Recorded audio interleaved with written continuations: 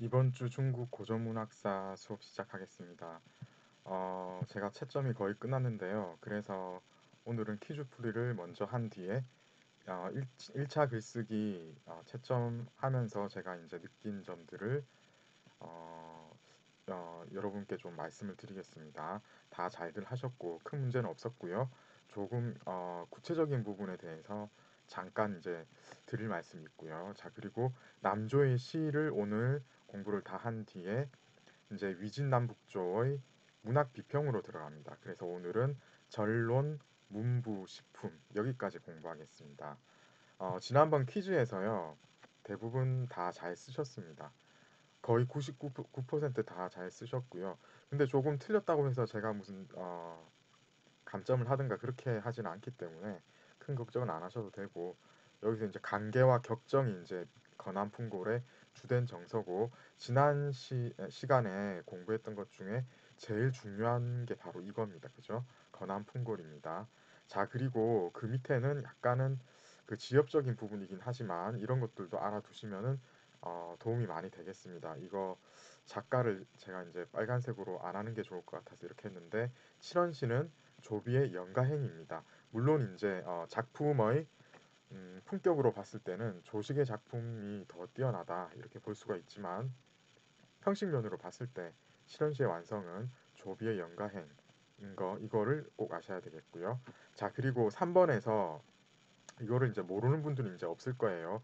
위진 교체기에 특히 이제 위나라하고 결탁되어 있었던 많은 지식인들이 굉장히 상심을 많이 하게 되는 이런 상황이 벌어집니다. 실제로 신변의 위협도 느끼게 되고, 그렇게 되면서 이제 청담과 우리 책에서는 현담이라고 했고요. 술로 세월을 보낸 지식인들 많이 있는데, 그 중에 이제 뛰어난 7사람을 중림에서, 그러니까 요런거 하면서 보냈다. 이런 말을 비유적으로 중림 이렇게 말을 했다고 했죠. 그리고 7명의 현인들 이렇게 이야기를 하는데, 실제로 여러분들 이거 중림 칠연이 마치 뭔가 이제 같이 행동을 같이 하는 그런 인물들이 아니었나 이렇게 생각을 하시기 쉬운데, 그게 아니고 이 사람들은 한 번도 같이 뭉쳤던 적이 없습니다.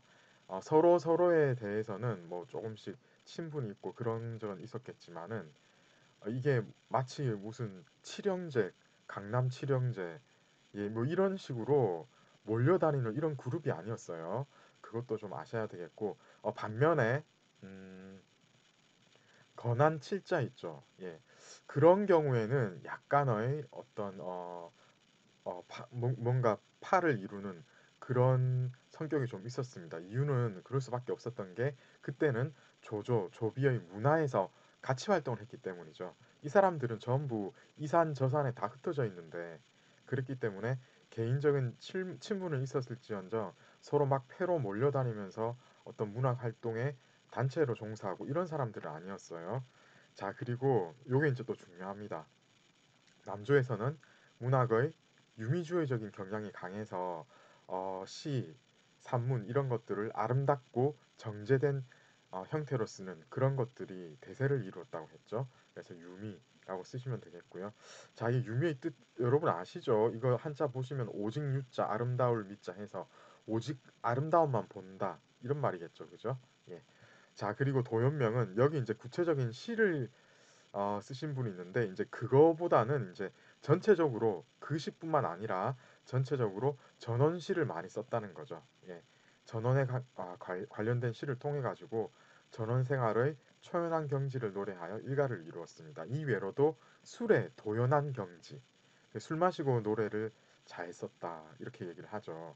그래서 그런 거 알아두시면은 저번 시간 복습은 잘 된 것 같습니다. 자, 이제 제가 1차 글쓰기를 거의 다 채점을 했는데, 우선 여러분들께서 간체자를 쓰신 분이 조금은 있었어요. 번체자로 다 수정을 하셔야 되겠습니다. 왜냐하면 일단 간체자라는 거는 지금 중국 대륙에서 쓰고 있는 그런 글의 형태잖아요. 그렇기 때문에 우리가 지금 한글로 글쓰기 할 때는 간체자를 쓰는 게 정식이 아닙니다. 전부 번체자를 쓰셔야 되겠어요.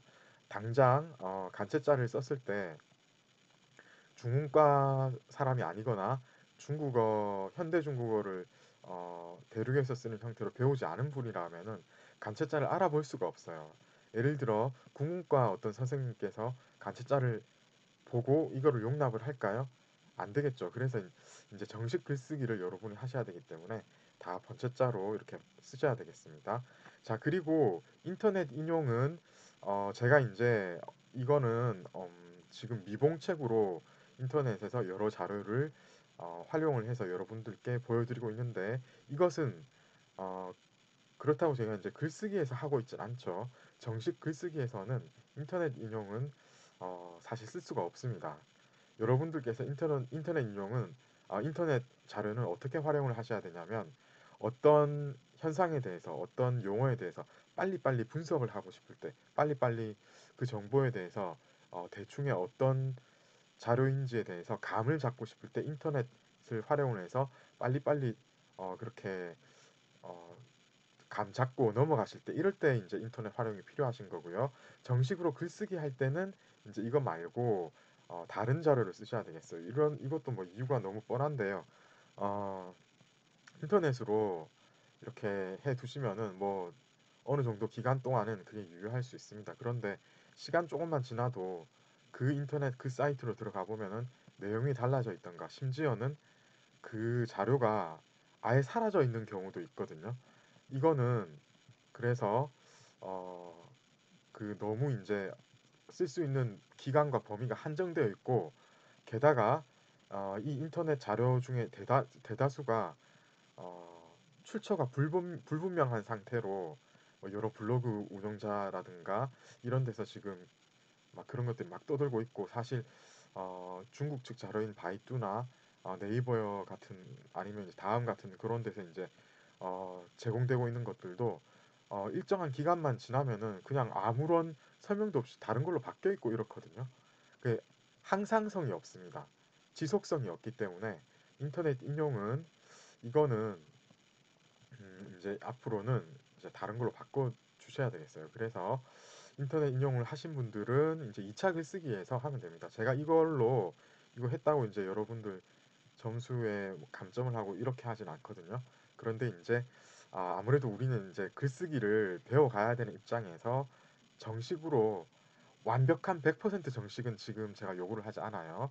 그렇지만 어느 정도 정식 글쓰기 하는 법은 여러분들이 이제 이 수업을 들으면서 한번 이렇게 해보시는 게 좋을 것 같아서 제 권장을 드리는 겁니다. 그래서 인터넷 인용은 안 하는 걸로 하시고요.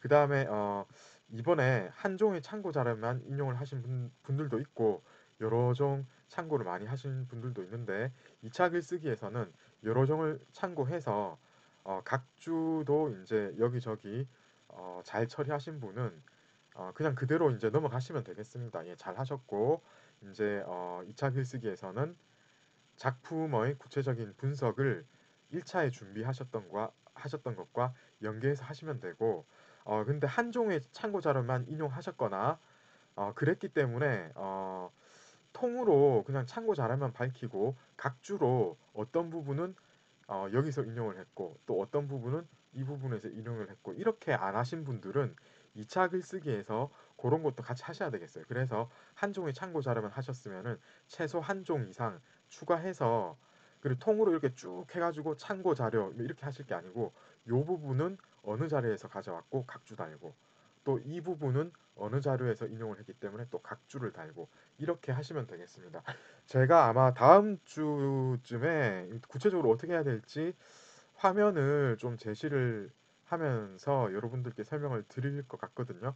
그때 한번 좀 기다리셨다가 어떻게 이제 준비를 하실지 조금 살펴보시면 될 것 같습니다. 지금 2차 글쓰기까지는 어, 최소 이제 4주 정도 남았거든요.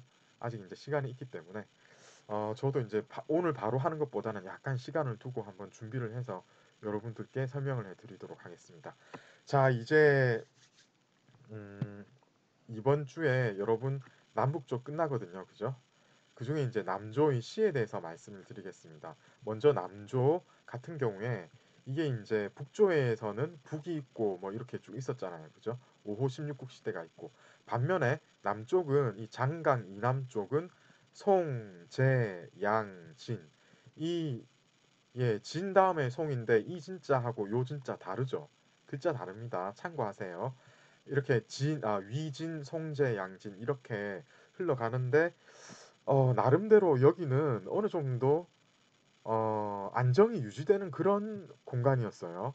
그래서 왕조의 교체 그리고 권신들의 다툼, 그러니까 권신이라는 거는 권력이 있는 신하들, 그러니까 왕조가 되면서 이제 왕족들이 득세를 막 하는데 다른 왕족들이 나오고 이렇게 했죠.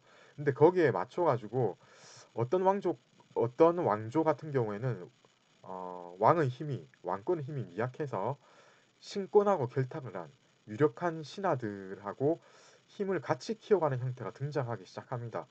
그래서 이제 권신들이 자기 힘을 과시를 하게 되는 이런 어, 경향이 있는 걸 우리가 지금 볼 수 있겠는데요. 어쨌든 이런 식으로 뭔가 왕족들 그리고 파워 있는 신하들이 서로 권력 다툼을 막 벌이면서 국지적인 전쟁은 좀 있었거든요.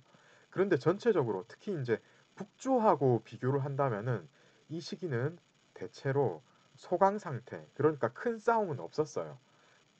따라서 사회 경제도 번영할 수 있는 어떤 계기가 마련이 되었고 백성들도 안락한 생활을 하는 그런 시기였다라고 보시면 되겠습니다. 네. 그리고 문학의 성향에 있어가지고 귀족적인 화려한 사주를 추구하는 게 굉장히 돋보입니다.